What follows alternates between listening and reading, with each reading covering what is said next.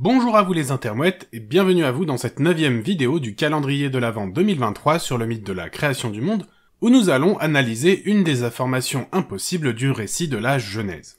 N'hésitez pas à me laisser un petit commentaire pour me dire ce que vous pensez de la vidéo, et bien sûr je vous invite à liker, à vous abonner et à cliquer sur la cloche afin d'être informé des prochaines vidéos. Si jamais vous souhaitez aider la chaîne et que vous avez 1 ou 2 euros à dépenser, vous pouvez toujours faire un don sur ma cagnotte Tipeee ou sur mon Patreon. Bien sûr, c'est totalement facultatif. Sur ce, commençons. Avant de commencer cette vidéo, je dois vous informer qu'elle va reprendre une grande partie de l'argumentation déjà développée il y a 1 an, lorsque je parlais du récit du déluge, affirmant que Noé et toute sa petite famille faisaient rentrer les animaux par couple afin de les préserver. Si, dans les récits mésopotamiens de la création du monde, seule la création de l'humanité nous est contée, il faut reconnaître que la Torah, et les autres religions abrahamiques qui s'en sont inspirées, innovent sur ce point en n'hésitant pas à nous raconter que les animaux ont également été créés par couple, mâle et femelle. Elle nous parle même brièvement de plantes, mais sans rentrer dans les détails, car la reproduction chez les plantes est un immense bordel, et hormis quelques espèces où elle est assez simple à comprendre, cet aspect devait être extrêmement mystérieux et compliqué pour les personnes de l'époque. Enfin bon, si cette affirmation que les animaux ont été créés mâles et femelles peut sembler logique, elle est néanmoins extrêmement réductrice dans les faits. Car les stratégies de reproduction dans le milieu vivant sont extrêmement nombreuses et n'impliquent pas nécessairement la présence de 2 sexes. Nous pouvons citer par exemple, et j'en avais déjà parlé dans une précédente vidéo, certains insectes comme les abeilles ou les pucerons et tant d'autres encore. Chez ces espèces, il y a bel et bien la présence de 2 sexes, seulement les deux n'ont pas la même importance ni le même poids dans le processus reproductif. En effet, chez ces espèces, les mâles peuvent être spontanément mis au monde par les femelles, à condition que ces dernières pondent des œufs non fécondés. C'est ce que l'on appelle la stratégie haplodiploïde. Si l'œuf est fécondé, il y a 2 jeux de chromosomes et c'est une femelle, et si l'œuf n'est pas fécondé, il n'y a qu'un seul jeu de chromosomes et c'est un mâle. Ainsi, les mâles ont une mère, mais pas du tout de père. Et il est également possible de pousser plus loin avec la parthénogenèse. C'est un mode de reproduction où, sans le moindre accouplement, l'individu est capable de donner naissance à des enfants ayant le même nombre de chromosomes. C'est une technique employée à outrance par les pucerons, justement, qui passent leur temps à donner naissance à des clones d'elles-mêmes. Mais il est possible que la stratégie de la parthénogenèse ne soit pas utilisée de manière ponctuelle, mais soit devenue une stratégie à part entière en étant poussée à son maximum. Ces espèces ont totalement basculé dans la stratégie parthénogénique et n'ont plus besoin du tout de reproduction sexuée. Il n'y a donc plus aucun mâle dans ces espèces, et parfois depuis très longtemps. Chez les insectes, on peut citer certaines espèces de phasmes vivant sur des îlots rocheux isolés au milieu de l'océan où les conditions sont très rudes. Et malgré cela, la population semble être stable et ne pas avoir de problème. Et il y a bien sûr les célébrissimes rotifères bdelloïdes. Petits crustacés auxquels j'avais consacré une vidéo entière et qui depuis des millions d'années maintenant se reproduisent uniquement par parthénogenèse. Et ça ne semble absolument pas leur poser de problème puisque leur espèce se porte très bien et a même survécu à différents événements d'extinction de masse ou de périodes de glaciation. Mais bien au-delà des invertébrés, il existe aussi des cas documentés de recours à la parthénogenèse chez des vertébrés. C'est ainsi que chez certains varans, une femelle isolée peut ainsi pondre des œufs qui donneront uniquement des mâles. Elle pourra par la suite s'accoupler avec eux, remettant un peu en marche un moyen d'obtenir de la diversité génétique, même faible. Mais ce processus de reproduction parthénogénique a également été documenté chez des requins, où des femelles ayant été introduites bébés dans des aquariums et n'ayant jamais côtoyé le moindre mâle, se sont soudainement mises à pondre des œufs qui se sont ensuite développés et qui ont éclos. Et la parthénogenèse a également été documentée chez des crocodiles, où certaines femelles n'ayant pas côtoyé de mâles se sont mises à pondre des œufs. La plupart ne vont strictement rien donner, et certains se développent mais vont rarement jusqu'à l'éclosion. Toujours dans les stratégies de reproduction, il y a celle de l'hermaphrodisme. On peut par exemple citer les escargots et les limaces, où tous les individus sont à la fois mâles et femelles. C'est le cas également chez les limaces de mer, qui, malgré ce que leur nom et leur apparence peut laisser croire, ne sont pas directement apparentés à nos limaces terrestres. Chez ces dernières, la reproduction donne même lieu à de véritables joutes, comme le faisaient les chevaliers médiévaux. Car la production d'œufs étant bien plus coûteuse énergétiquement, il est plus avantageux d'être le père que la mère. Ainsi, pour la reproduction, les limaces de mer se foncent-elles dessus, enfin, à des vitesses de limaces quoi, le but étant bien sûr de planter l'autre avec son pénis d'art, afin d'injecter son sperme dans le partenaire, et de s'enfuir le plus vite possible afin d'éviter que l'autre ne puisse également planter son pénis et vous féconder. Et c'est une stratégie où l'urgence est tellement importante que le pénis est même sacrifié dans le processus, restant ainsi planté dans l'individu qui devra jouer le rôle de la mère. Mais pas d'inquiétude, le pénis repousse. Il existe également des espèces qui ont recours à l'hermaphrodisme partiel. C'est le cas par exemple d'un animal de laboratoire extrêmement étudié, le fameux Caenorhabditis elegans, abrégé en C. elegans, un petit ver où il n'y a point de mâles et de femelles comme de très nombreuses espèces, mais plutôt des mâles et des hermaphrodites. Les individus hermaphrodites peuvent non seulement s'accoupler entre eux ou avec des mâles pour avoir un peu de diversité génétique dans la population, mais sont également en mesure, si besoin, de s'auto-féconder. Un seul individu peut donc, à la manière de la parthénogénèse, engendrer une nouvelle génération. Sauf qu'ici, la reproduction est bel et bien sexuée puisque le sperme est utilisé pour féconder ses propres œufs. Sans compter également les espèces qui ont recours à ce que l'on appelle un hermaphrodisme successif. C'est une tactique que l'on rencontre pas mal chez les poissons, où à la naissance, les individus sont tous du même sexe, et en fonction de l'environnement, il peut être modifié.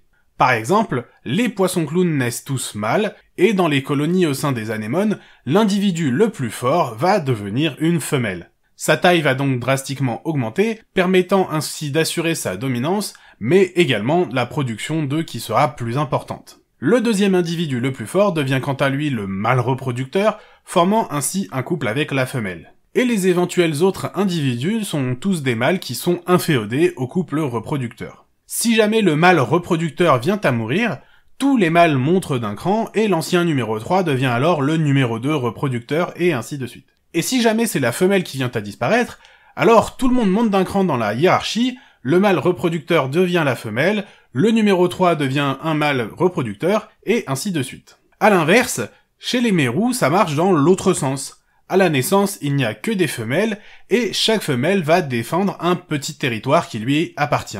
Mais une fois une taille critique atteinte, ou à partir d'un certain âge, ça va dépendre des espèces, le mérou va devenir un mâle. Plus gros, il peut donc patrouiller sur un territoire plus grand, englobant ainsi ceux de plusieurs femelles avec lesquelles il va pouvoir se reproduire.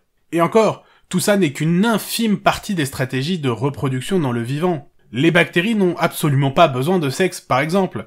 Elles se reproduisent simplement par division cellulaire. Et à l'inverse, il existe des espèces comme le blob, où le nombre de sexes ne se limite pas à 2, mais à plus de 700, chose qui a été déterminée par l'analyse du génome de différents individus. Le seul moyen qu'un blob a d'être incompatible avec un autre, c'est d'être strictement du même sexe. Autrement dit, la probabilité d'être incompatible est quasiment nulle. Et bien au-delà même de ces considérations, prenant en compte uniquement les stratégies reproductives ne faisant pas simplement appel à un mâle et une femelle, il est aussi possible de critiquer cette création des espèces uniquement à base de couples originels, par le prisme de la diversité génétique.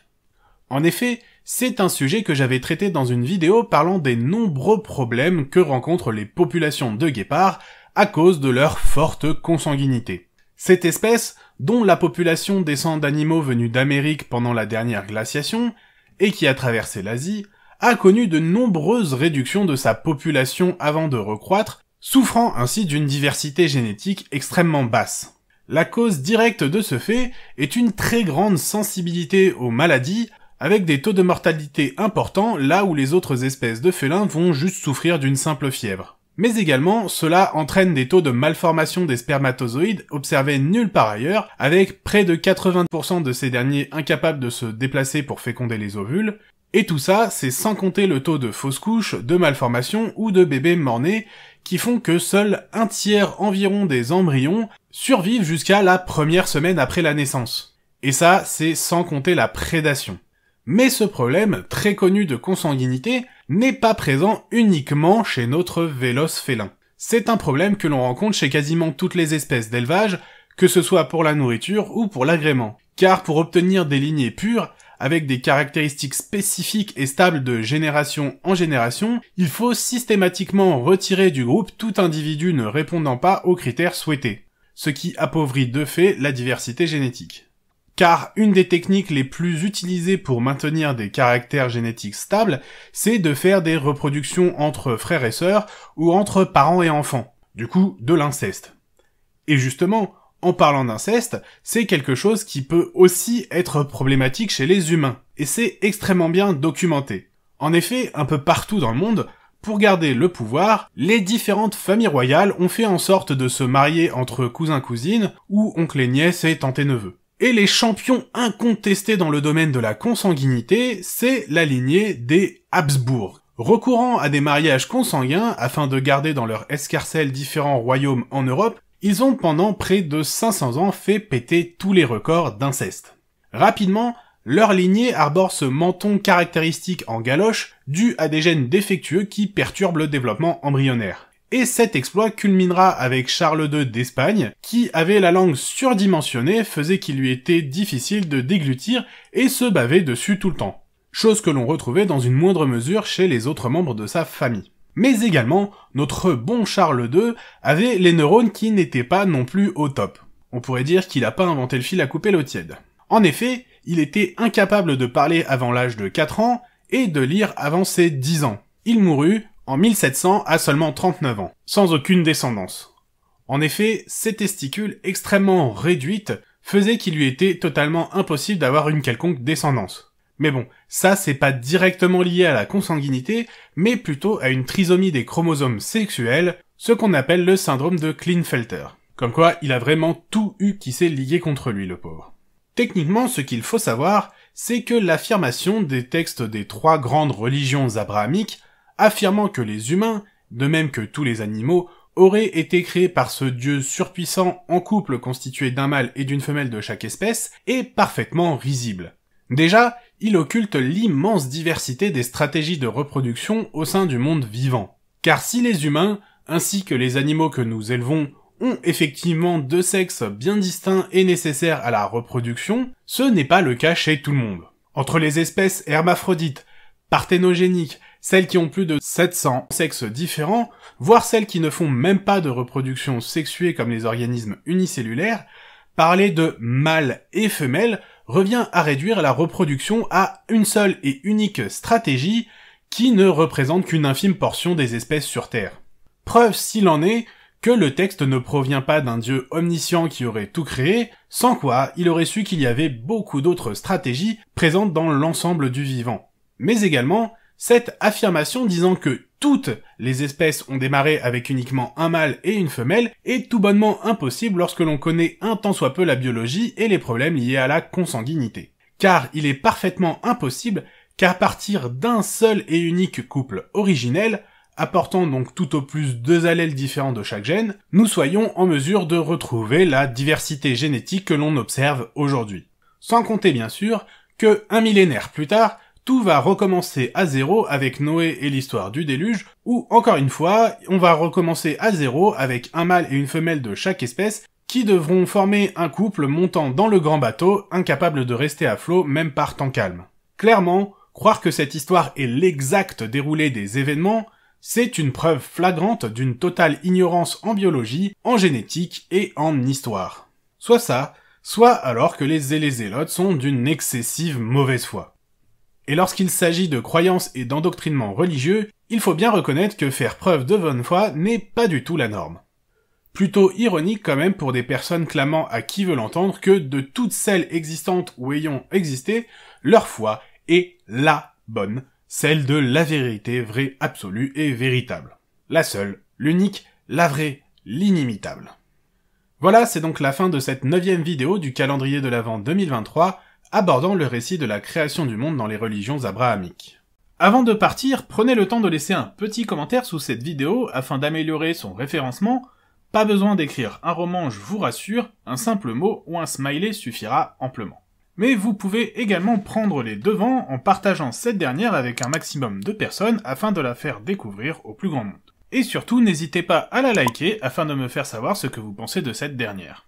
Vous avez également la possibilité de me suivre sur les réseaux sociaux où vous serez informé des épisodes à venir, et vous pouvez également me proposer des sujets que vous aimeriez voir traités ici. Bien sûr, si ce n'est pas déjà fait, je vous invite à vous abonner et à cliquer sur la cloche afin d'être informé des nouvelles vidéos et de ne rien rater de l'actualité de la chaîne. Je vous dis en tout cas à bientôt pour un nouvel épisode de Techniquement ce qu'il faut savoir.